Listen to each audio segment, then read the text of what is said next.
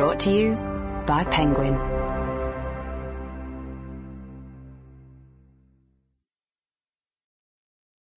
The Crisis of Democratic Capitalism by Martin Wolf.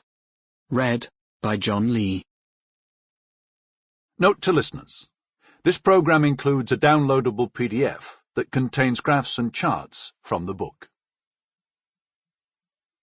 For my beloved grandchildren, Zach, Rebecca, Alexander, Anna, Abigail, and Eden, may their generation do a better job than mine has.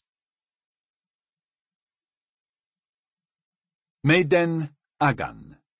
Nothing in excess. This famous text appears at the shrine of Apollo at Delphi. Preface. Why I wrote this book.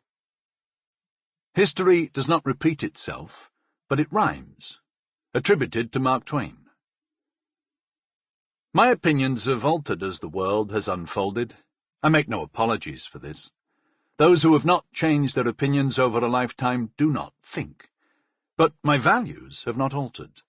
I inherited them from my parents, both refugees from Hitler's Europe.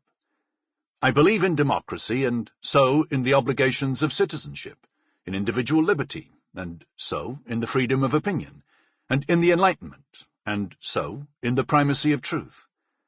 The role of the Fourth Estate is, in my view, to serve these great causes.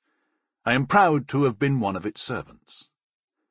I made these remarks in New York on June 27, 2019, when I received the Gerald Loeb Lifetime Achievement Award for Business Journalism. They are my credo. This book is witness to where those unchanging values and evolving opinions have brought me at the beginning of the third decade of the 21st century. In the middle of the 8th decade of my life, I see a long historical circle. A circle that includes not just my life, but also those of my parents. This story of two generations began on April 23, 1910, with the birth of my father, Edmund Wolff, in the Polish city of Rzeszów, then part of the Austro-Hungarian Empire. By then, the potent 19th-century mixture of industrialization, urbanization, class conflict, nationalism, imperialism, racism, and great power rivalry had been at work for a long time. 4 years later, the First World War, the conflict that was to demolish European stability, began. My grandfather, Ignaz, fearful of the arrival of Russian armies, moved his family to Vienna, where my father grew up.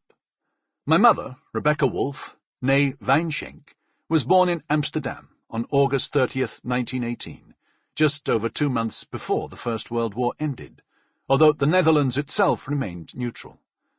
The Bolshevik Revolution was just over 9 months old when she was born. Monarchs fled. European empires fell. A new world was born. But the hopes that it would be a better one proved a fantasy. In its place came the chaos of the interwar years.